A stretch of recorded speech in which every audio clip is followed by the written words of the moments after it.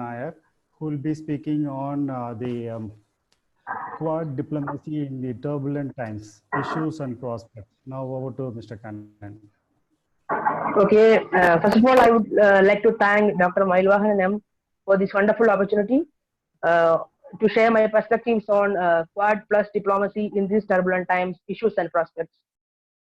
So I will take it from what Mr. Shanmugam has said that India's increase, the need of India's increased engagement with the quadrilateral security dialogue.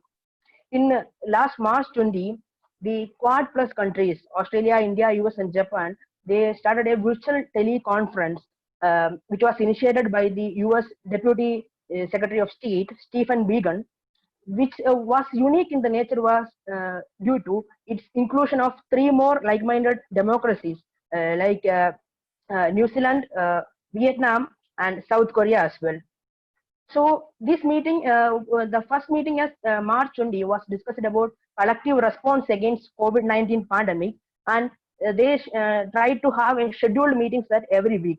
The March 27 meeting, they discussed one step further that they should discuss on the issues of collective actions to survivability of these economies.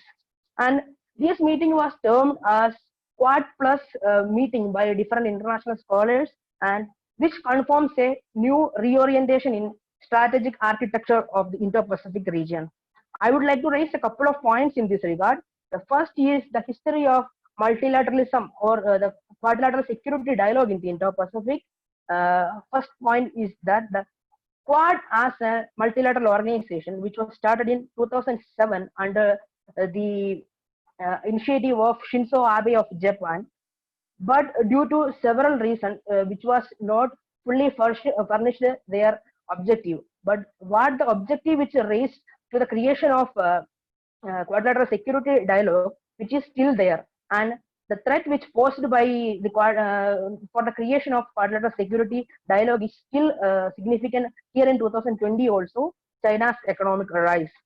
There were three reasons why the Quad in its first edition was failed. The first was the main reason was the coercive diplomacy, which was initiated by Beijing itself.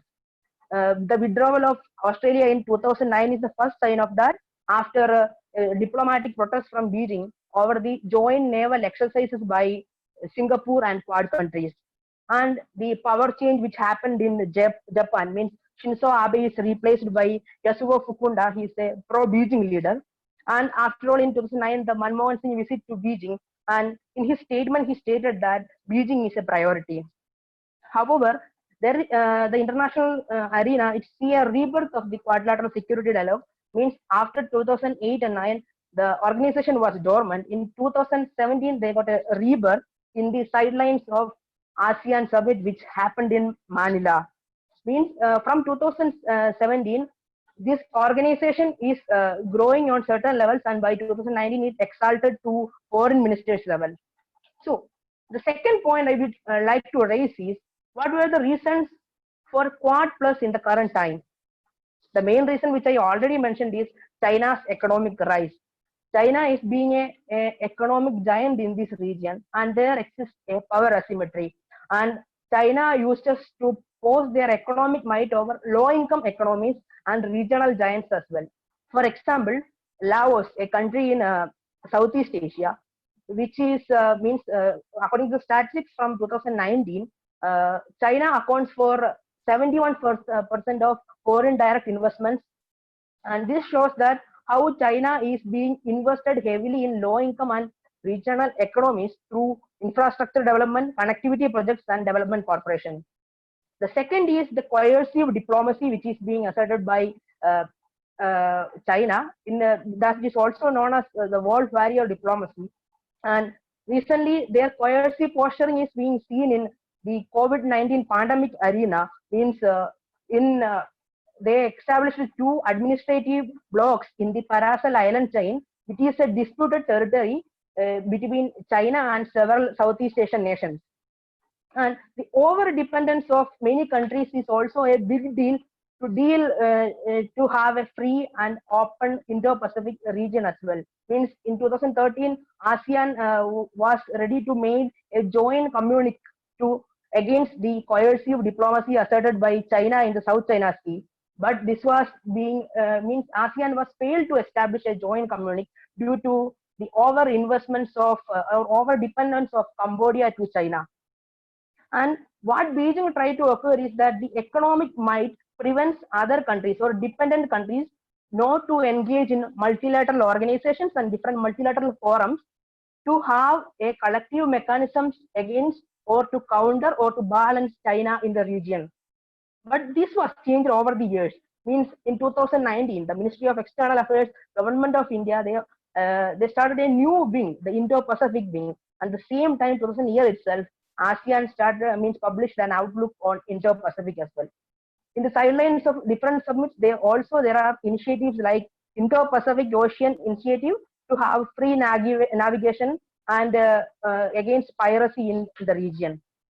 So the third point comes in this thing, why Quad Plus is significant in this particular time, the current COVID-19 era. Why is it relevant? Means in case of India, India was always shied away on taking positions on different regards. Means in the South China Sea dispute and even almost all the cases, India shied away on the reasons to having a direct confrontation with Beijing. And the role of United States and its allies were dipping from the South China Sea from after United States withdrawal from the Trans-Pacific Agreement in 2017. And why I said this is the perfect time to expand the quadrilateral security dialogue, it means it is the perfect time to include the like-minded liberal democracies as well as victimized states by Beijing. This was seen in the newly included meetings in the teleconferences conducted by, which was initiated by the United States. Means we'll take the example of New Zealand. This change is visible from 2007-2018. New Zealand, Wellington was not in a position to endorse the view of Indo-Pacific. They keep on endorsing the view on Asia-Pacific. But in February 2020, New Zealand just spelled out that they need to endorse the view of Indo-Pacific due to the active tensions and coercive position by Beijing.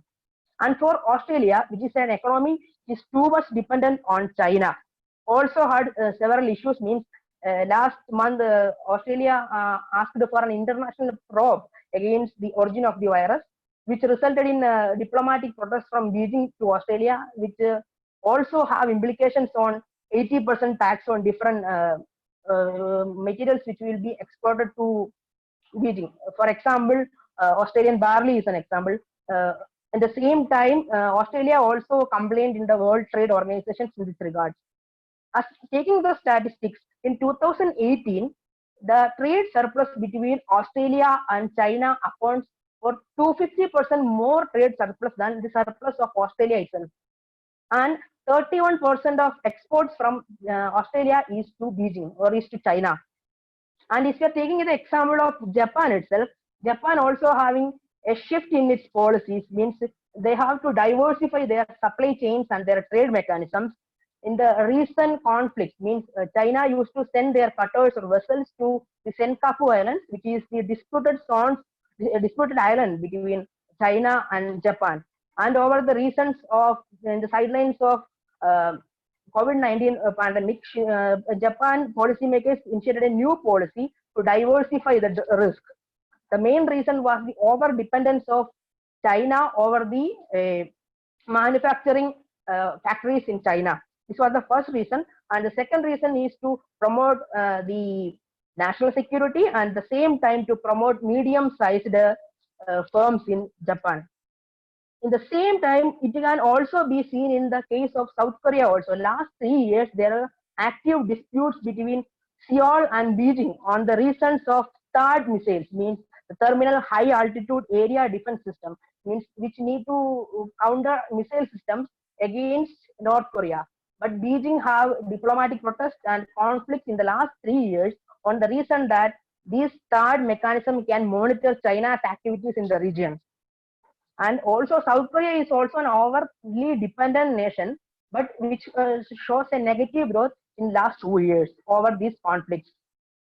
So at most, India is the most potent actor in the current international scenario due to the grounds of recent skirmishes in the Galwan Valley, and and it's led to a killing of 20 brave jawans of Indian Army. In this regard, India can take up, means India shied away from taking open positions in the past, but India has a potential to take the leadership in the international arena or the Quad Plus mechanisms as such to take forward and to balance the power asymmetry in the region.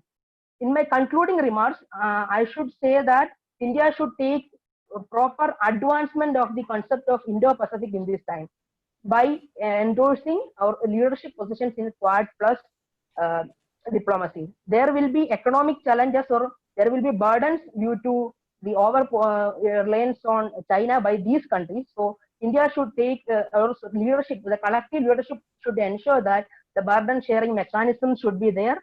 And India is at the particular time, India should endorse the democratic aspirations. Means most of the countries are liberal democracies in Quad Plus dialogue. So India should endorse the view of Taiwan's democratic aspirations and to have more trade and political relations with Taiwan. So, concludingly, it is the high time in the COVID-19 era to gather like-minded economies to have collective actions against COVID-19 and further one step ahead to have economic relations with these countries. Thank you. Thanks again, Dr. Mailwahan, for this opportunity.